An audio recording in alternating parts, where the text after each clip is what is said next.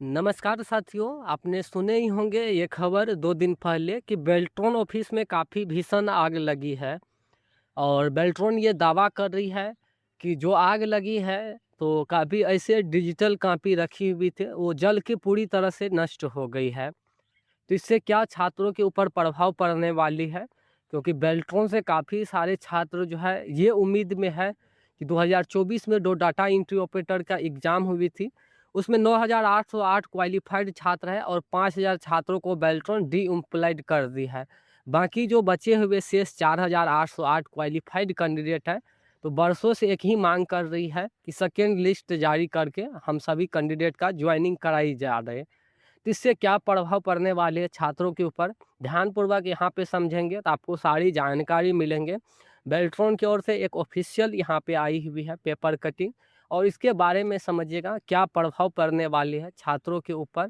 और आगामी जो है, आप सुने होंगे कि काफ़ी सारे डाटा एंट्री ऑपरेटर का समायोजन भी होने वाली है। इसके पीछे का राज आप जानेंगे तो आप दंग रह जाएंगे कि आखिर इस प्रकार से जो आग लगाई गई है, ये आग खुद से लगी है या जानबूझकर लगाई गई है, ये चीज़ समझना जरूरी है। यहाँ पे समझेंगे, जानकारी दी जा रही है कि 45 मिनट की मकसद के बाद आग पर काबू कर लिया गया। जिसको मान के बेल्ट्रॉन कार्यालय में भीषण आग और कई दस्तावेज जो है जल के खाक हो गई है। सबसे पहले हम पेपर कटिंग को थोड़ा बारीकी से पढ़ेंगे, और आगे की जो जानकारी है, जो अंदर की बात है, वो चीज़ हम आपको बताएँगे। तो आप सारी घटना को अंजाम किस प्रकार से दी गई है, आप ध्यानपूर्वक समझ जाएँगे। यहाँ पे देखिए जानकारी दी जा रही है, गांधी मैदान थाने के बिस्कोमान भवन में शनिवार सुबह 3:30 बजे जो है 13वीं मंजिल पर स्थित बेल्ट्रॉन कार्यालय में भीषण आग लग गई। बिस्कोमान भवन में तैनात गार्ड ने सुबह 3:30 बजे कार्यालय की खिड़की से धुआं निकलते देखा, लेकिन कुछ ही मिनटों में अंदर से आग निकलने लगी। इसके बाद गांधी मैदान थाने व अग्निशामक विभाग को सूचना दी गई। सूचना पर पहुंची दमकल की 15 गाड़ियां और 52 फीट की लंबी हाइड्रोसिल क्रेन दमकल की मदद से 45 मिनट की मकसद के बाद वह आग पर जो है काबू पाया गया है। जांच के लिए बनाई गई है टीम। देखिए जानकारी दी जा रही है, इस घटना में ऑफिस के अंदर रखे कई महत्वपूर्ण दस्तावेज, कंप्यूटर, फर्नीचर, इलेक्ट्रॉनिक उपकरण और अन्य कीमती सामान जलकर पूरी तरह खाक हो गए।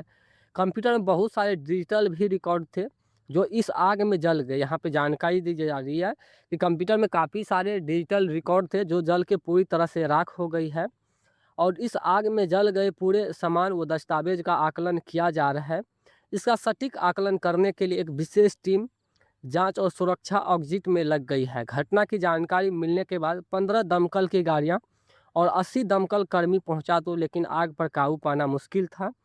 15 दमकल गाड़ियों और हाइड्रोसल की मदद से आग को फैलने से रोका गया। घटना की जानकारी मिलने के बाद 15 दमकल की गाड़ियां और 80 दमकल कर्मी पहुंचे तो गए, लेकिन आग पर काबू पाना मुश्किल था। फिर भी आग को मुश्किल को फिर से हटा करके जो है आग को पूरी तरह से अपने आप में जो है काबू कर लिया गया। इस प्रकार से यहाँ पे जानकारी दी जा रही है। और यहाँ पे देखिए ये कारण बता रही है कि शॉर्ट सर्किट से जो है आग लगने की आशंका बताई जा रही है।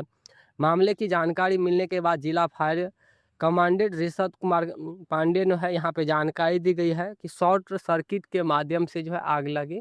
जो भी सच्चाई हो वो अंदर की बात है। बाकी इस प्रकार से जानकारी दी जा रही है कि 13वीं मंजिल पे आग लगी और काफ़ी सारे इलेक्ट्रॉनिक उपकरण जो है जल के पूरी तरह से राख हो गई, और साथ ही साथ जो भी डिजिटल रिकॉर्ड थे वो भी जल के राख हो गई। इस प्रकार से दावा किया है बेल्ट्रॉन।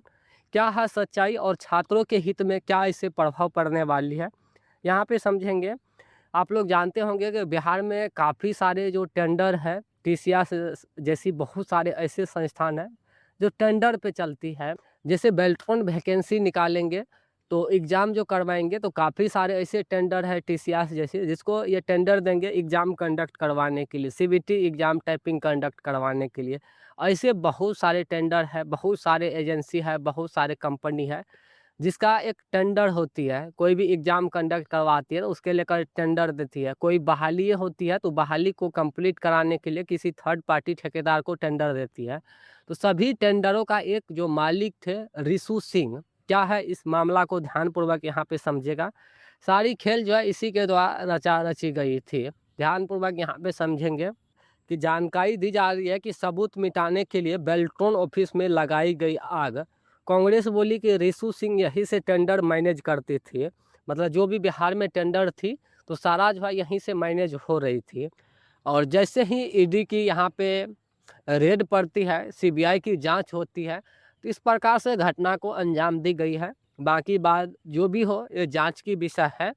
बाकी देखिए जो टेंडर माफिया थी यही एक ऋषि सिंह उर्फ रिशु रंजन, ये दोनों एक आईएएस थे। अभी फिलहाल जो है सस्पेंड कर दिया गया है और दोनों को रिमांड पे लिया गया है 7 दिनों के लिए पूछताछ के लिए। बाकी जो भी बिहार में एग्जाम हो रही थी, सरकारी हो या प्राइवेट हो या आउटसोर्सिंग हो, संविदा, सभी को यही मैनेज कर रही थी और यहीं से मैनेज हो रही थी। और जैसे ही सीबीआई की यहाँ पे जांच पड़ती है तो वहाँ पे इस प्रकार से अंजाम दी गई है। बाकी जो भी है जांच की विषय है, हम ये नहीं कर सकते हैं कि खुद से आग लगाई गई हो, क्योंकि बेल्ट्रॉन खुद यहाँ पे दावा कर रही है कि शॉर्ट सर्किट के माध्यम से आग लगी है। बाकी यहाँ पे इस आर्टिकल को पढ़िएगा तो आपको सारी जानकारी मिल जाएंगे। इस आर्टिकल को मैं अपने डिस्क्रिप्शन में दिया हूँ। जो बेल्ट्रॉन के छात्र हैं तो इस आर्टिकल को ज़रूर पढ़िएगा, तो सारा सच्चाई आपको मिल जाएंगे। हम पूरा आर्टिकल को यहाँ पे पढ़ के नहीं बता सकते हैं। बाकी जो भी है यहाँ पे सारा चीज़ दिया गया है और जानकारी दी जा रही है कि सरकारी टेंडर मैनेज करने की मनी लॉन्ड्रिंग और भारी भ्रष्टाचार का मामला दर्ज थी इसके ऊपर। और सीबीआई की जैसे ही जांच पड़ती है और इस प्रकार से घटना को अंजाम देती है। हालांकि ये मामला मुख्यालय रूप से नगर विकास आवास विभाग और अन्य सरकारी विभागों में टेंडर मैनेज करने, अधिकारियों को रिश्वत देने और अवैध संपत्ति बनाने से जुड़ा था, मीडिया रिपोर्ट के अनुसार। और जुड़े बेल्ट्रॉन से कथित मामले में चर्चा भी आती है। ठीक है, तो जो भी है आप इसे पढ़िएगा तो सारा चीज़ समझ जाएंगे। बाकी हम यही कहेंगे कि भविष्य में इस बेल्ट्रॉन के छात्रों के ऊपर किसी प्रकार की समस्या ना हो। जो भी छात्र प्रतीक्षारत है तो ऐसा आरोप नहीं लगा दे बेल्ट्रॉन कि हमारे कार्यालय में आग लगी और सारा जो भी आप लोग की डाटा था वो जल के राख हो गई। तो हम यही कहेंगे कि इस प्रकार से छात्रों के साथ किसी प्रकार की समस्या ना हो भविष्य में। ये जांच की विषय है।